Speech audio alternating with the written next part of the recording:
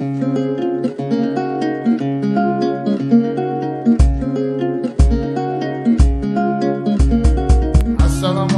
warahmatullahi wabarakatuh.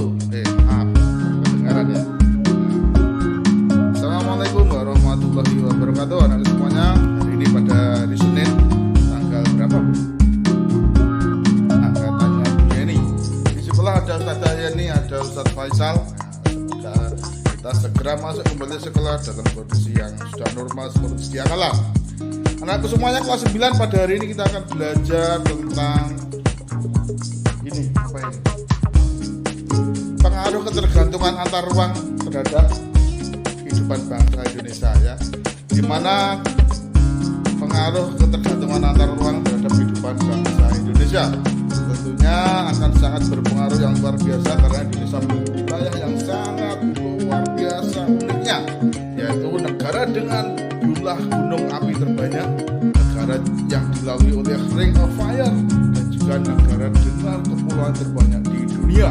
Maka hal tersebut akan mempengaruhi aktivitas manusia dalam memenuhi kebutuhannya.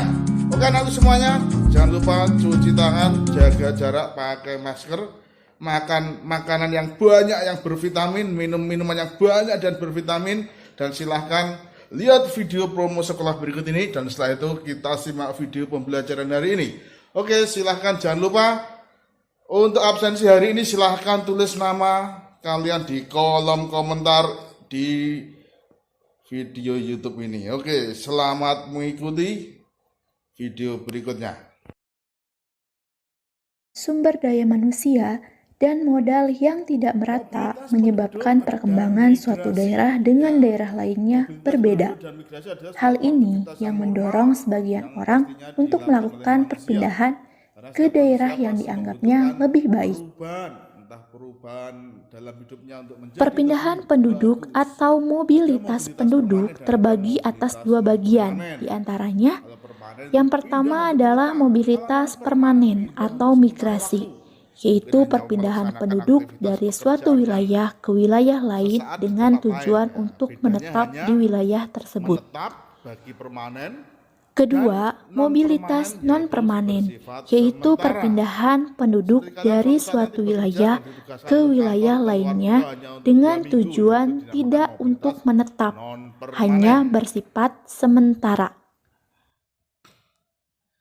Perpindahan penduduk melalui migrasi dapat terjadi di suatu negara atau antar negara. Perpindahan yang terjadi di dalam suatu negara disebut migrasi nasional, sedangkan perpindahan yang terjadi antar negara disebut migrasi internasional. Faktor pendorong migrasi dibagi menjadi dua.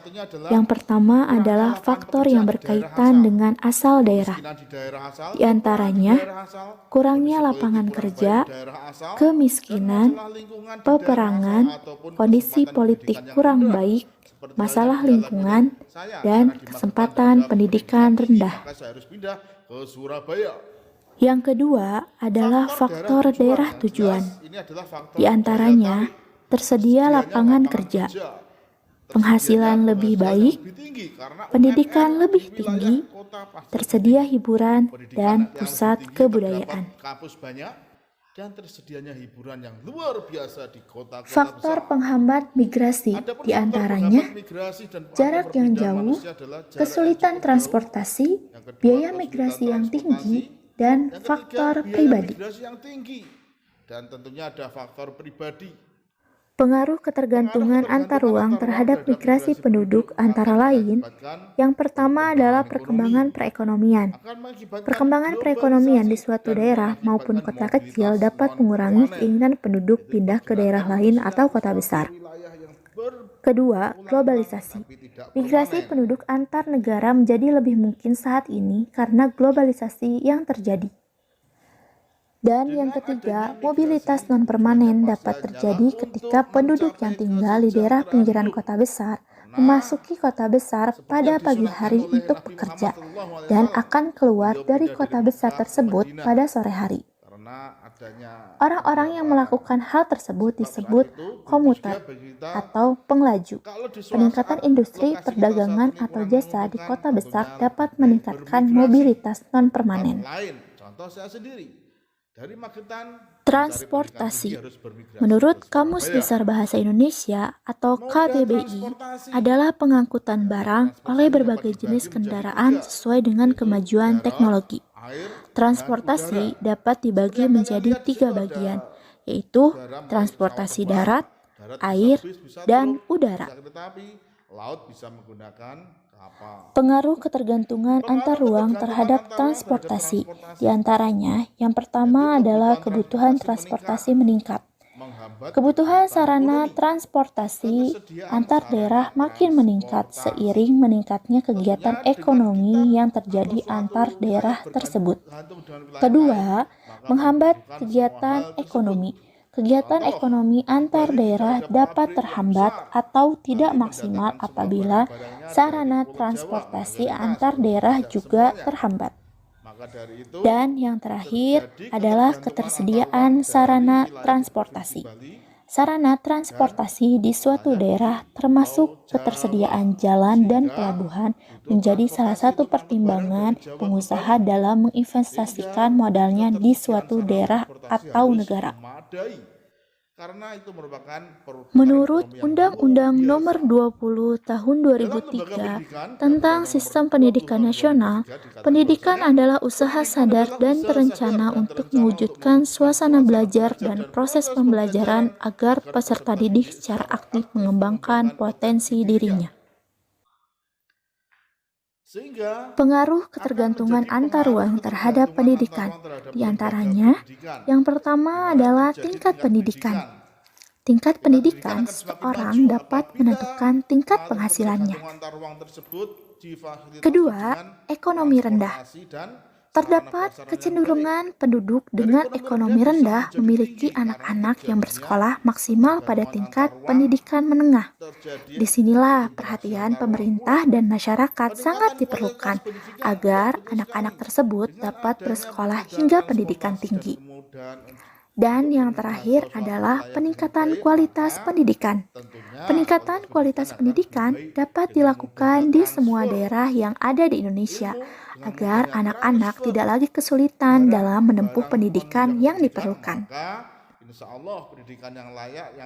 Lembaga ekonomi merupakan lembaga yang mengatur kegiatan atau cara-cara melakukan produksi, distribusi, dan konsumsi barang atau jasa yang diperlukan bagi keberlangsungan hidup masyarakat.